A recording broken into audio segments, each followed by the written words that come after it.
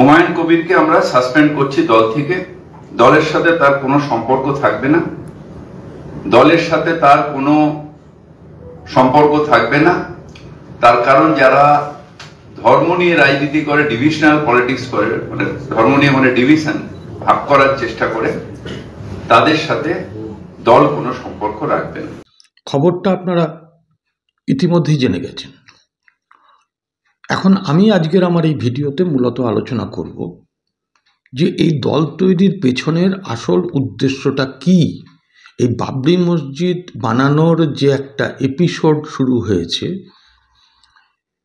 তার পেছনের একটা সুপ্ত ইতিহাস আছে। সেই ইতিহাসটাকেই আমি আজকে খুব সংক্ষেপে এই ভিডিওর মধ্যে দিয়ে তুলে ধরব। তবে তার আগে আপনাদের একটু শুনিয়ে নিই যে ববি হাকিম, যিনি কিনা ঘোষণা করলেন দলের পক্ষ থেকে যে হুমায়ুন কবিরকে সাসপেন্ড করা হচ্ছে, মানুষের মধ্যে ভেদাভেদের রাজনীতি করেন বলে, যে ববি হাকিম কিছুদিন আগে কি বলেছেন সেটা একবার আমরা শুনে নিই। মুসলিম ঘরে জন্মেছি, মুসলমান ঘরে বড় হয়েছি, আমাদের নামাজ, আদব, কায়দা সব আমাদের বেশিরভাগই মানুষের জানা। কিন্তু যারা দুর্ভাগ্য নিয়ে জন্মেছে, যারা ইসলাম নিয়ে জন্মায়নি, তাদেরও দাওয়াতে ইসলাম, অর্থাৎ ইসলামের দাওয়াত দিয়ে তাদের মধ্যে নিয়ত ইমান নিয়ে আসলে এটা আল্লাহ তাআলাকে খুশি করা হবে। শুনলেন ববি হাকিম একটি ধর্মীয় সভায় দাঁড়িয়ে একটা রাজ্যের মন্ত্রগুপ্তির শপথ নেওয়া, সংবিধানকে হাতে নিয়ে শপথ নেওয়া একজন মন্ত্রী, তিনি এই ধরনের কথা বললেন। সেদিন কিন্তু তৃণমূল চুপ ছিল, আর আজকে তাকে দিয়েই ঘোষণা করা হলো যে হুমায়ুন কবিরকে সাসপেন্ড করা হচ্ছে। এখন ধরুন, যার পাঁঠা, সে পাঁঠাকে মাথাতে কাটবে না লেজে কাটবে সেটা তার ব্যাপার, কিন্তু এই গোটা ঘটনাটার পেছনে যে চিত্রনাট্য আছে, মানুষকে যে বোকা বানানো হচ্ছে, সেই কথাই আমি আপনাদের সামনে বলবো। তার আগে হুমায়ুন কবির এই ববি হাকিমের ঘোষণার পরে কি প্রতিক্রিয়া জানিয়েছেন সেটা একবার একটু শুনে নিয়ে তারপরে আমি ব্যাখ্যায় আসছি। এর জবাব টিএমসিও পাবে, বিজেপিও পাবে। বিজেপি আর টিএমসির মধ্যে কি আন্ডারস্ট্যান্ডিং আছে সেটা আগামী 22 তারিখে আমি ঠিক প্রমাণ করে দেবো। এটা এখানে আরএসএস এর গভর্নমেন্ট চলছে আর তৃণমূলের গভর্নমেন্ট চলছে। এর খেলাফ, এর বিরুদ্ধে আমি নতুন পার্টি করব।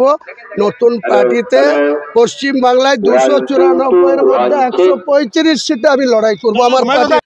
শুনলেন হুমায়ুন কবিরের বক্তব্য, আপনারা পরিষ্কার করে শুনলেন। এখন বিষয়টা হচ্ছে যে এই যে বাবরি মসজিদ বানানোর যে প্রসঙ্গ, এটা হঠাৎ করে কি মনে হলো হুমায়ুন কবিরের মাথায়? এতদিন পরে 30 বছর আগে যে ধাঁচাটা ভেঙে দেওয়া হয়েছিল, নিশ্চয়ই সেটা অন্যায় হয়েছিল, আমরা স্বীকার করি। কিন্তু আজকের দিনে দাঁড়িয়ে, মুর্শিদাবাদে দাঁড়িয়ে এই ঘোষণাটা, এটা 30 বছর পরে কেন? না, এটা কোনো কাকতালীয় বিষয় নয়। এর মধ্যে 30টা 6 ডিসেম্বর পেরিয়ে গেছে, হুমায়ুন কবির কোনো উত্তাপ দেখাননি। আজকে দেখাচ্ছেন। তার কারণ হুমায়ুন কবির আসলে একটি বোড়ের চাল। আপনারা আমার বক্তব্য শুনে অনেকে একমত নাও হতে পারেন, যার যা মন্তব্য আপনারা কমেন্ট সেকশনে করবেন, কিন্তু দয়া করে অশালীন কথা বলবেন না। আপনার বংশ পরিচিতিটা যাতে প্রকাশ না পায় আপনার কমেন্টের মধ্যে দিয়ে, সেটা একটু মাথায় রাখবেন। দেখুন, ব্যাপারটা হচ্ছে যে মমতা বন্দ্যোপাধ্যায়ের যে বিজেপি জুজু দেখিয়ে মুসলিম ভোটটাকে একত্রিত করা, এই রাজনীতিটা আমরা সবাই জানি। তিনি মুসলিম ভোট ব্যাংককে দুধেল গাই বলতেও কিন্তু কসুর করেননি।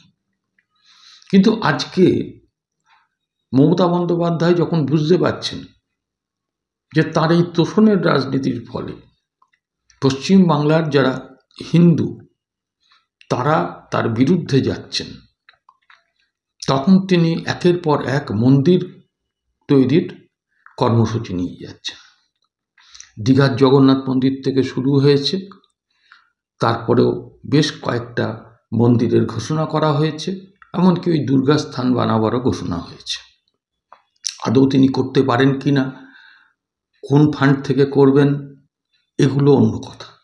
কিন্তু পশ্চিমবঙ্গের রাজনীতিটা এখন হয়ে গেছে হিন্দু এবং মুসলিমের মন্দির এবং মসজিদে। আসলে এই হিন্দু ভোটটাকে যাতে বিজেপির দিকে পুরো না যায়, কারণ মুসলিম ভোটটা তো তার অটুট আছে তিনি মনে করেন, এবার এই হিন্দু ভোটটাকে পাওয়ার জন্য তিনি একদিকে যেমন মন্দির মসজিদের রাজনীতিটা করছেন, বিশেষত মন্দির ঘোষণা করছেন, পাশাপাশি তিনি কিন্তু হুমায়ুন কবিরকে বহিষ্কার করে একটা জিনিস হিন্দুদের কাছে বার্তা দিতে চাইছেন যে দেখো আমার দলে কিন্তু আমি আমার এমএলএকেও ছাড় দিই না যে কিনা বিভাজনের রাজনীতি করে। এটা আশা করি আমাদের বুঝতে কারোর অসুবিধা নেই। তাহলে মমতা ব্যানার্জির উদ্দেশ্য হচ্ছে এই হুমায়ুন কবিরকে সামনে রেখে মুসলিম ভোটটাকে একত্রিত করানো, তার মুখ দিয়ে বাবরি মসজিদে স্ক্রিপ্ট বানিয়ে দেওয়া। আবার পাশাপাশি বিজেপি তাদেরও কিন্তু একটা উদ্দেশ্য আছে, সেক্ষেত্রেও বোর্ডের চাল হচ্ছেন ওই হুমায়ুন কবির, যে আরএসএস মনে করছে যে এ রাজ্যে ক্ষমতায় আসতে গেলে, এ রাজ্যের মেরুকরণটাকে স্পষ্ট করতে গেলে, এ রাজ্যে যাতে কংগ্রেস এবং বামেদের দিকে মুসলিম ভোটের কোনো অংশ না চলে যায়, তার জন্য মুসলিম ভোটটাকে বিভাজিত করো। এবং হুমায়ুন কবির যেটা বললেন যে তিনি দল গড়ছেন, আগামী 22শে ডিসেম্বর বোধহয় ঘোষণা করবেন, 135টা আসনে লড়বেন। ভাব করবেন এই 135টা আসনে কিন্তু মুসলিম অধ্যুষিত হবে, এটা লিখে রাখতে পারেন। হুমায়ুন কবিরের কাছে এনসিপি রাজ্য সভাপতি হওয়ার একটা প্রস্তাব এসেছিল, হুমায়ুন কবির সেটাতে রাজি হননি। এখন তিনি চাইছেন যে এই মসজিদ বানিয়ে নিজে পশ্চিমবঙ্গের সত্যি সত্যি বাবরের পুত্র হিসেবে পরিচিতি দেবেন এবং আজকে এই হিন্দু এবং মুসলিমের মধ্যে বিভাজনটাকে আরও স্পষ্ট করার জন্য এটা হচ্ছে তৃণমূল এবং বিজেপির একটা স্ক্রিপ্টেড নাটক।